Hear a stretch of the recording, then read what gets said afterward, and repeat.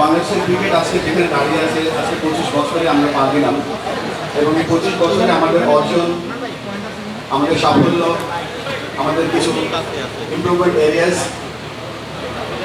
আমি ব্যক্তিগতভাবে কখনো নেগেটিভ কথা বলি না, আমরা কখনো হেরেছি বা ইমপ্রুভমেন্ট এরিয়াস বলতে চাই। তো এই জায়গাগুলোতে আমরা গর্ব করছি এবং আমরা আশা করবো যে আজকের এই দিনের মাধ্যমে হয়তো এই 25তম যে আমাদের আজকে আমরা সিলভার জুবিলি পালন করছি, এটা আমরা হয়তো যদি 50 বছর পালন করবো বা 100 বছর পালন করবো, আমরা জানি তখন পৃথিবীতে থাকবো কিনা। আমরা এমন একটা জায়গায় বাংলাদেশকে রেখে দিতে চাই যেন বাংলাদেশের যে কারেন্ট স্টেটাস সেই লক্ষ্যে আমরা যখন একটা চার্টার তৈরি করলাম এবং বাংলাদেশের আমরা ভাবছিলাম যে বাংলাদেশের ক্রিকেটটাকে আমরা কীভাবে ডিসেন্ট্রালাইজ করতে পারি বা বাংলাদেশের প্রত্যেকটা উপজেলাতে ক্রিকেটে পৌঁছে দিতে পারি। আপনারা জেনে খুশি হবেন যে আমরা কিন্তু এই 25 বছরের প্রতি অনুষ্ঠানটা অনুষ্ঠান ছিল, তবে আমরা লাকি যে আমাদের ডিসেন্ট্রালাইজেশন প্রোগ্রাম এই 25 বছরের টেস্ট প্রতি একসাথে হয়ে যাওয়াতে আমরা অনেক বড় একটা সাফল্য পেয়েছি এবং পেয়ে যাচ্ছি। আজকের দিনে আমরা একটু ক্লিয়ার করতে চাই যে ডিসেন্ট্রালাইজেশনের যে মূল কারণটা সেটা হচ্ছে যে আমরা প্রথম বিভাগ ফার্স্ট ক্লাস ক্রিকেট আন্ডার-19 যারা খেলে তাদের দুদিনের ক্রিকেট বিভিন্ন রিজন ঠিক করেছি। রাজশাহী আমার উপরে দূরে খুলনা, এই চারটা রিজনে আমরা চারটা ছোট্ট বাংলাদেশের ক্রিকেট বানাবো।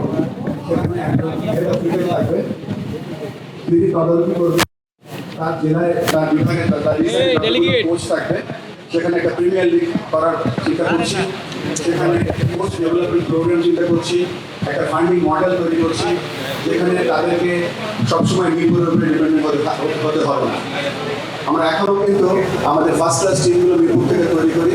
আমরা শুরু করলাম এই 2025 সালে এবং 25 সালের পর থেকে আমরা 26 বা 27 সালের মধ্যে আমরা আশা করবো যে আমাদের যে চারটা বড় বড় রিজন থাকবে সেই রিজন থেকে তাদের আন্ডার-19 টিম, আন্ডার-17 টিম, ফার্স্ট ক্লাস টিম, মেয়েদের সবগুলো age group team plus emerging team আমরা রিজন থেকে আনবো। তখন রিজনাল ক্রিকেটের শুধুমাত্র স্ট্রং হবে না, তারা লোকাল প্লেয়ার দিয়ে খেলে আমরা দেখবো যে বাস ধরে ধরে চিটাগাং থেকে খেলা দেখতে আসবে ঢাকায়, ঢাকা থেকে বাস ধরে ধরে সমর্থকরা খেলা দেখতে যাবে রাজশাহীতে। তখন আমরা বলতে পারবো যে cricket is getting popular to everyone. আমরা আশা করবো আপনাদের এই সহযোগিতা আমাদের সাথে থাকবেন। আমরা আশা করবো যে আমাদের যেই 1971-এর পর থেকে যারা ক্রিকেট খেলছে, এখানে রকিবুল ভাইয়ের সাথে একটু কথা হচ্ছিল যে বাংলাদেশের প্রথম দিন 1977 প্রথম ম্যাচ খেলেছিল এমসিসি বিপক্ষে, সেই বলটা এখন রকিবুল ভাই ফার্স্ট বল ফেস করেছিল। তো সব কিছুর ফার্স্ট, অনেক কিছু ফার্স্ট এখানে আছে। এখানে প্রথম একদিনের ম্যাচে, একদিনের ওয়ানডে ইন্টারন্যাশনাল ক্যাপ্টেন লিপু ভাই আছেন। এখানে আমি ফার্স্ট ম্যাচ খেলে ফেলেছিলাম, ফার্স্ট টেস্ট সেঞ্চুরি করেছিলাম। কেন এত কথা বলছি, এখানে প্রত্যেকটা যারা আমরা আজ এখানে আছি আমরা সকলে গুরুত্বপূর্ণ এবং আমাদের এই সকলের গুরুত্বপূর্ণ এনার্জি যদি আমরা একসাথে করতে পারি, আমরা সকলে বাংলাদেশ ক্রিকেটকে এখন যেই জায়গায় আছে সেখান থেকে আমরা বহু উঁচুতে নিয়ে যেতে পারবো। আমরা স্বপ্ন দেখতে ভালোবাসি এবং স্বপ্ন রূপান্তরিত করার চেষ্টা করব এবং আপনাদের এভরি কর্নার থেকে আমরা আশা করব আপনারা আমাদেরকে সাহায্য করবেন, আমাদেরকে দোয়া করবেন যেন আমরা বাংলাদেশের ক্রিকেট নিয়ে শুধু বাংলাদেশের না সারা বিশ্বে যেন গর্ব অনুভব করতে পারি এবং খুব তাড়াতাড়ি আমরা কোনো একটা আইসিসি ইভেন্ট আমরা জয়ী হতে পারি। আমি গ্রেটফুল টু বাংলাদেশ ক্রিকেট বোর্ডের যারা ডিরেক্টরস আছেন, দে আর ভেরি সাপোর্টিভ।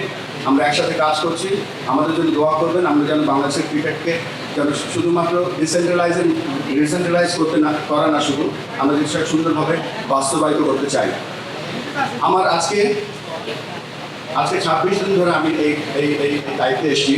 এই 26 দিনের মধ্যে আমি চার পাঁচটা প্রজেক্ট নিয়ে গিয়েছি। আমি ন্যাশনাল স্পোর্টস কাউন্সিলে আমি চাই আমাদের মাননীয় আমাদের যুব ক্রীড়া উপদেষ্টা, আমাদের এনএসসির ডিরেক্টর সাহেব যখনই আমরা গিয়েছি কখন না বলেনি।